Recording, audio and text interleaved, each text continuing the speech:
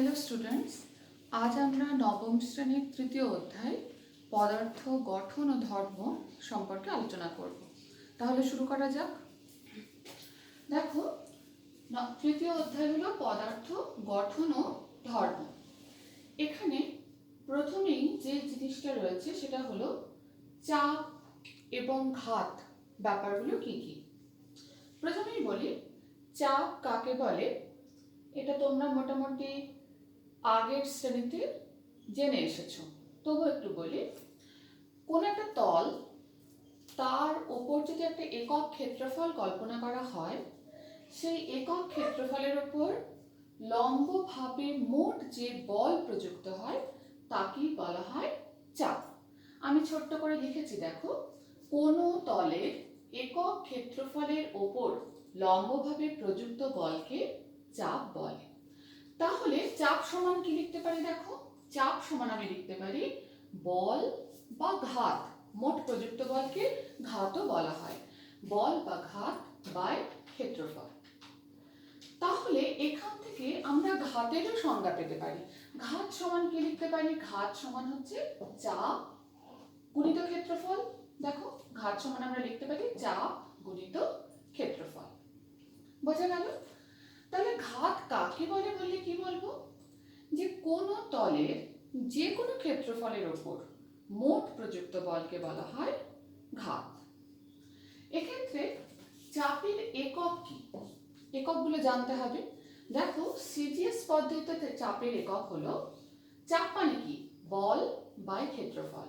বলের সিজিএস পদ্ধতিতে একক তোমরা জানো, ডাইন, এর আগের চ্যাপ্টারে পড়েছো। এবং ক্ষেত্রফলের একক হচ্ছে সেন্টিমিটার ইন্টু সেন্টিমিটার, অর্থাৎ বর্গ সেন্টিমিটার। অর্থাৎ সিজিএস পদ্ধতিতে চাপের একক হলো ডাইন প্রতি বর্গ সেন্টিমিটার। একইভাবে এসআই পদ্ধতিতে চাপের একক হলো, বলের একক নিউটন আর ক্ষেত্রফলের একক বর্গ মিটার। অর্থাৎ এসআই পদ্ধতিতে চাপের একক হলো নিউটন প্রতি বর্গ মিটার। একে আমরা পাস্কাল এই একক দিয়েও প্রকাশ করে থাকি। আচ্ছা, এরপর দেখো, আমরা প্রবাহী বলে একটা শব্দ পাই, প্রবাহী বা ফ্লুইড। প্রবাহী কাকে বলে? যেসব পদার্থ প্রবাহিত হতে পারে বা ফ্লো করতে পারে, ফ্লুইড কথাটা ফ্লো থেকেই এসেছে। তাহলে যেসব পদার্থ প্রবাহিত হতে পারে তাদেরই বলা হয় প্রবাহী বা ফ্লুইড। যেমন যে কোনো তরল ও গ্যাসীয় পদার্থকে আমরা কিন্তু প্রবাহী বলতে পারি। আচ্ছা, এক্ষেত্রে তরলের চাপ, যদি আমাদের প্রশ্ন জিজ্ঞেস করে তরলের চাপ কাকে বলে?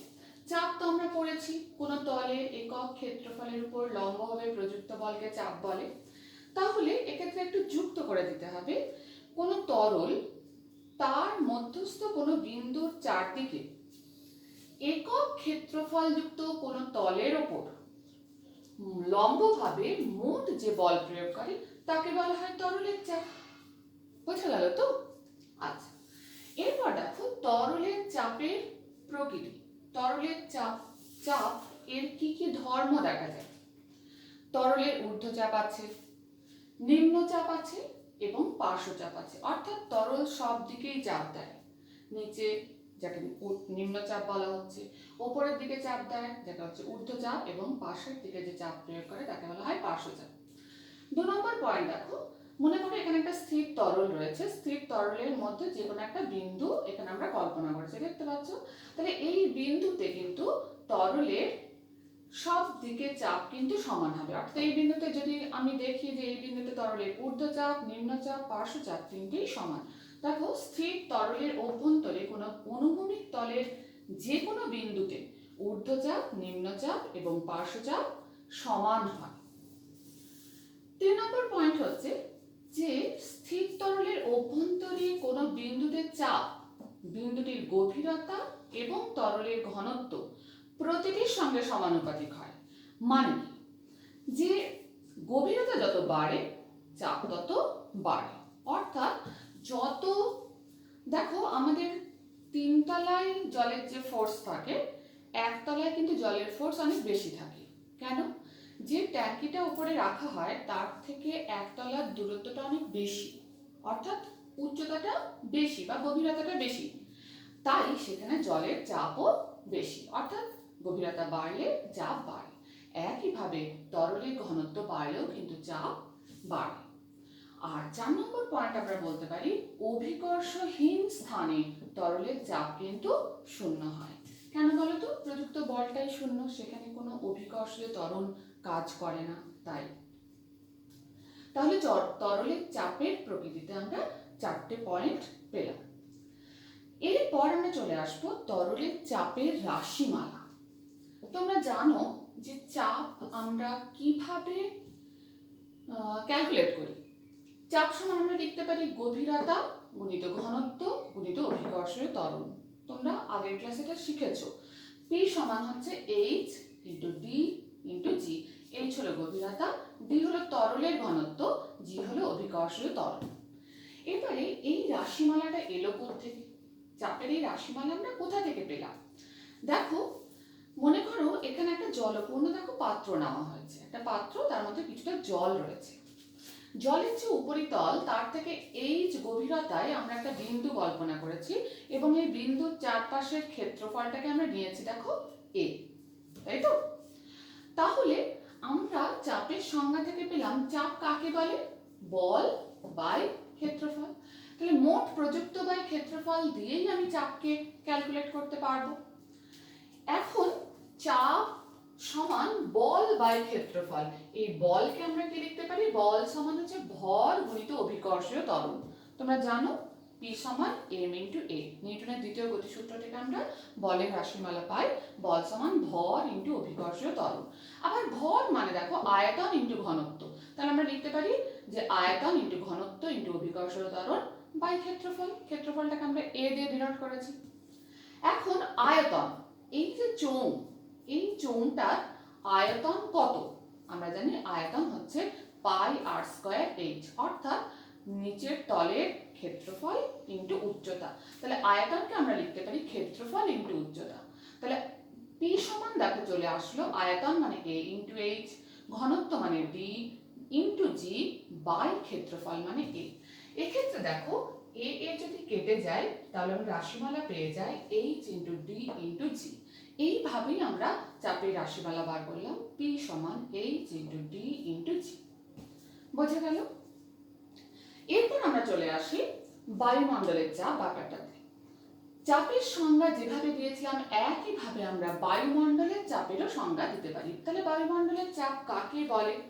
কোনো নির্দিষ্ট স্থানে কোনো বিন্দুর চারদিকে একক ক্ষেত্রফলের ওপর বায়ুমণ্ডল তার ওজনের জন্য লম্বভাবে মোট যে বল প্রয়োগ করে তাকেই বলা হয় বায়ুমণ্ডলের চাপ।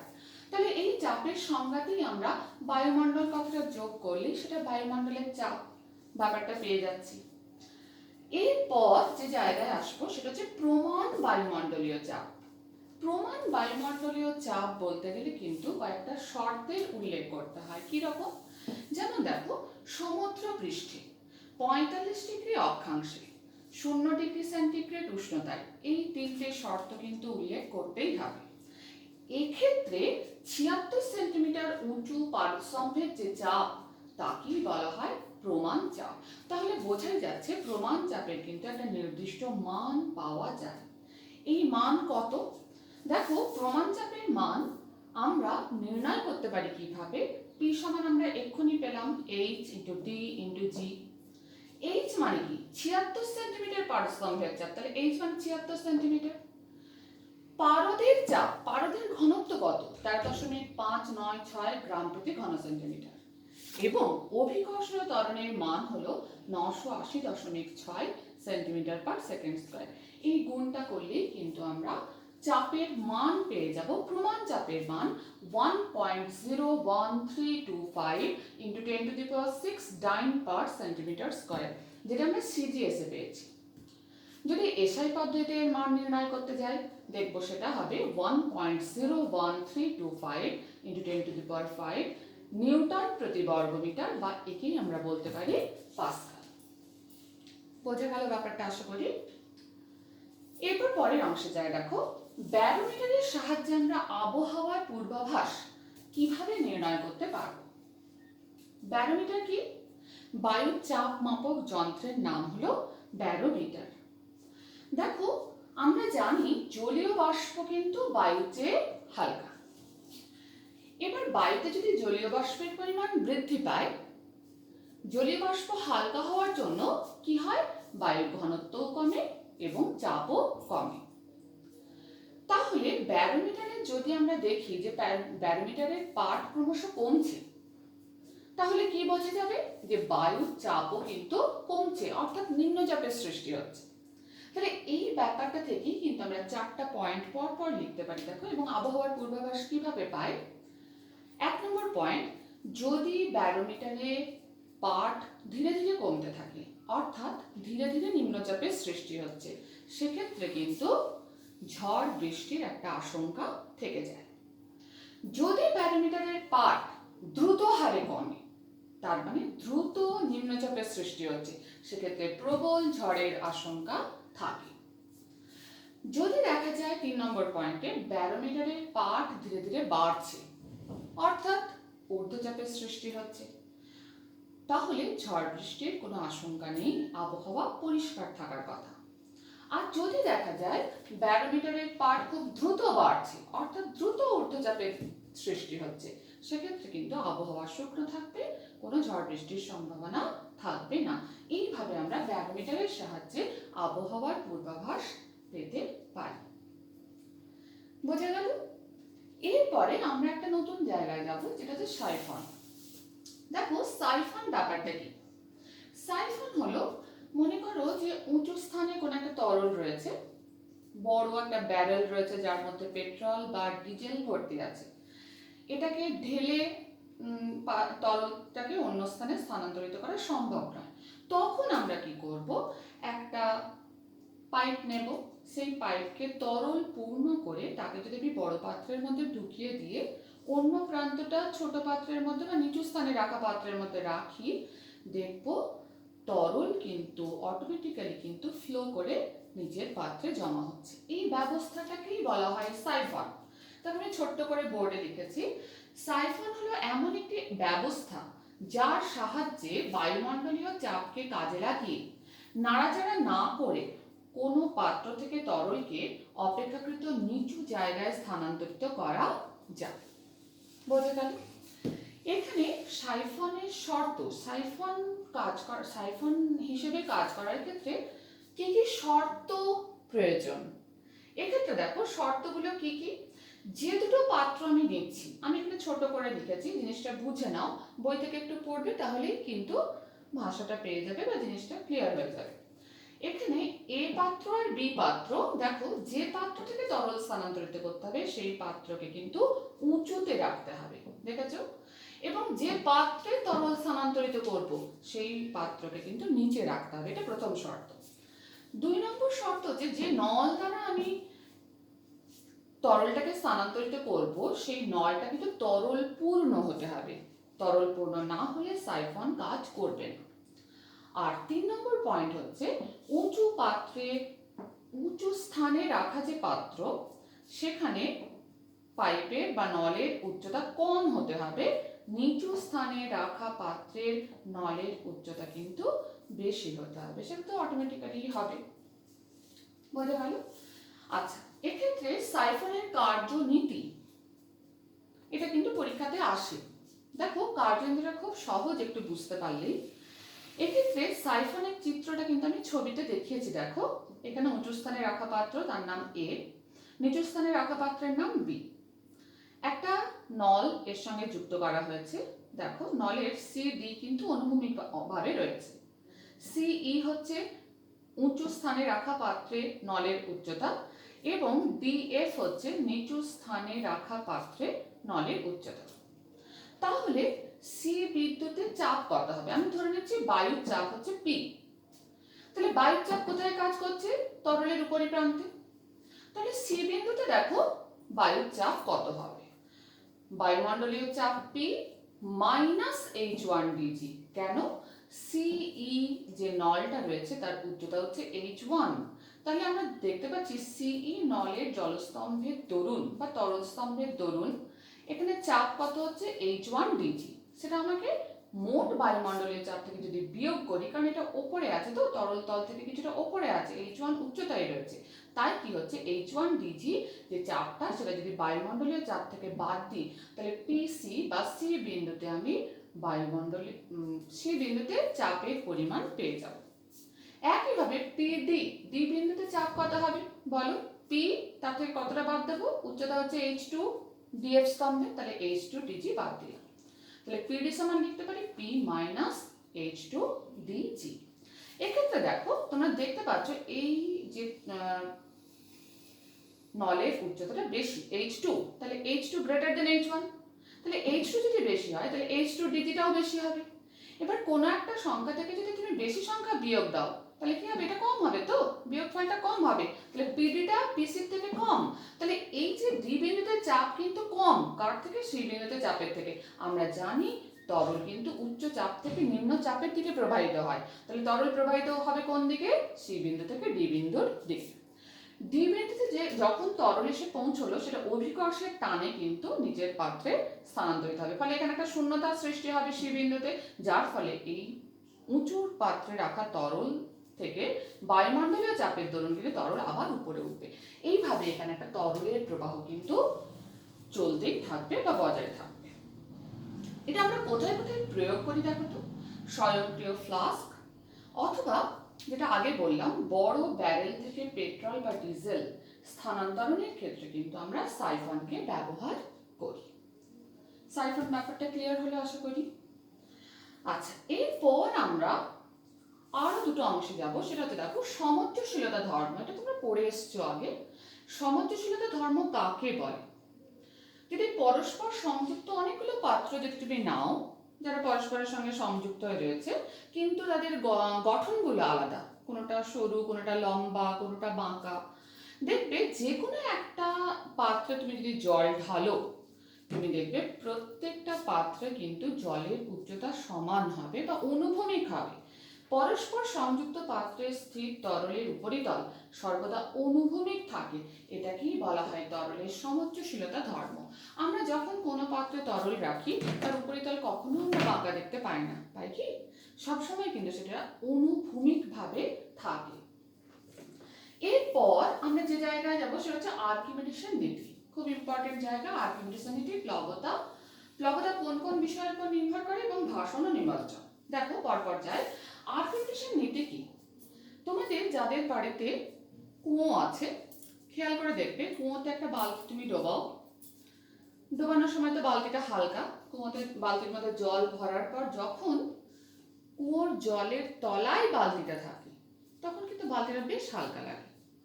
এরপর টান মেরে যেই তুমি বালতিটাকে উপরে তোলার চেষ্টা করো, দেখবে বালতিটা অনেক ভারী লাগছে। তাহলে তরলে নিমজ্জিত অবস্থায় যখন বালতিটা রয়েছে তখন কিন্তু তার ওজনটা কম বলে মনে হচ্ছে। এই যে পর্যবেক্ষণ, এখান থেকেই আর্কিমিডিস তার এই সূত্র দিয়েছিলেন। দেখো আর্কিমিডিসের নীতি কি বলছে? স্থির প্রবাহিতে কোনো প্রবাহী কিন্তু স্থির অবস্থায় থাকবে, নদীর জল হলে কিন্তু হবে না। স্থির প্রবাহিতে কোনো বস্তুকে আংশিক বা সম্পূর্ণ নিমজ্জিত করলে মানে ডোবালে কি হয়? বস্তুটির ওজনের আপাত হ্রাস হয়। আসলে তো বস্তুর ওজন কমছে না, মনে হচ্ছে বস্তুর ওজন কমে গেছে, তাই আপাত কথাটা ব্যবহার করা হয়েছে। এই যে হ্রাস, এই হ্রাস বস্তু দ্বারা অপসারিত প্রবাহীর ওজনের সমান হয়। যখন কোন একটা বস্তু প্রবাহীর মধ্যে ডুবছে তখন সে তো কিছুটা প্রবাহীকে অপসারিত করছে, যে প্রবাহীটা অপসারিত করলো তার যা ওজন ততটা ওজনে কিন্তু বস্তুর কম বলে মনে হয়। এই যে নীতিটা, এই নীতিটাকেই বলা হয় আর্কিমিডিসের নীতি। এখান থেকে কিন্তু প্লবতার সংজ্ঞায় আসা যায়। দেখো প্লবতা কাকে বলছে? এখনই বললাম স্থির প্রবাহিতে যদি কোনো বস্তুকে তুমি আংশিক বা সম্পূর্ণ নিমজ্জিত করো তাহলে কি হয়? ওই বস্তুটা কিছুটা প্রবাহীকে অপসারিত করে। ওই অপসারিত প্রবাহী কি করে? বস্তুর উপর একটা ঊর্ধ্বমুখী বল প্রয়োগ করে। কেন না? ওই অপসারিত প্রবাহী সে বলে এ তো আমার জায়গায় ঢুকে পড়েছে, তাহলে সরাও একে। তাহলে এই জন্য একটা ঊর্ধ্বমুখী বল কিন্তু প্রয়োগ করে। এই যে ঊর্ধ্বমুখী বল, একেই বলা হয় প্লবতা, এবং এই ঊর্ধ্বমুখী বলের জন্যই কিন্তু বস্তুর ওজন কিছুটা কম বলে মনে হয়। এখানে আমরা দেখব যে প্লবতা কার সঙ্গে সমান। এক্ষুনি বললাম যে তরলটা অপসারিত করছে তার যে ওজন তার সঙ্গে প্লবতা সমান। তাহলে আমরা বলতে পারি প্লবতা সমান অপসারিত তরলের ওজন সমান নিমজ্জিত বস্তুর ওজনের আপাত হ্রাস। এর উপর কিন্তু ছোট্ট ছোট্ট অঙ্ক দেয়, তোমরা একটু প্র্যাকটিস করো। এরপর দেখো প্লবতা কোন কোন বিষয়ের উপর নির্ভর করে। এটা তো মাঝে মাঝেই পরীক্ষাতে দেয়। নিমজ্জিত অংশের আয়তন, বস্তুর যে অংশটা নিমজ্জিত অবস্থায় রয়েছে সেই নিমজ্জিত অংশের আয়তন যত বেশি হয় প্লবতা তত বেশি হয়। আর তরলের ঘনত্ব যত বেশি হয় প্লবতা তত বেশি হয়। তাহলে এই দুটো বিষয়ের উপর প্লবতা নির্ভর করে। কি কি? এক, নিমজ্জিত অংশের আয়তন, দুই হলো তরলের ঘনত্ব। দুটোর সঙ্গে প্লবতার সম্পর্ক সমানুপাতিক সম্পর্ক। বোঝা গেল? এবার আমরা শেষ অংশে চলে আসি আজকে। দেখো ভাসন ও নিমজ্জন ব্যাপারটা কি। কোন একটা বস্তুকে কোনো তরলের মধ্যে ডোবানোর চেষ্টা করলে বস্তুটা ভাসবে না ডুববে কেমন করে বুঝবো? দেখো এখানে একটা পাত্র নেওয়া হয়েছে, তাতে জল রাখা আছে, একটা বস্তুকে ডোবানোর চেষ্টা করা হয়েছে। তাহলে বস্তুটার উপর দুই রকমের বল কাজ করে, একটা নিম্নমুখী বল যেটা হলো ওজন, এবং একটা ঊর্ধ্বমুখী বল যেটা হলো প্লবতা। ধরলাম ওজন হচ্ছে W, প্লবতা হচ্ছে W1।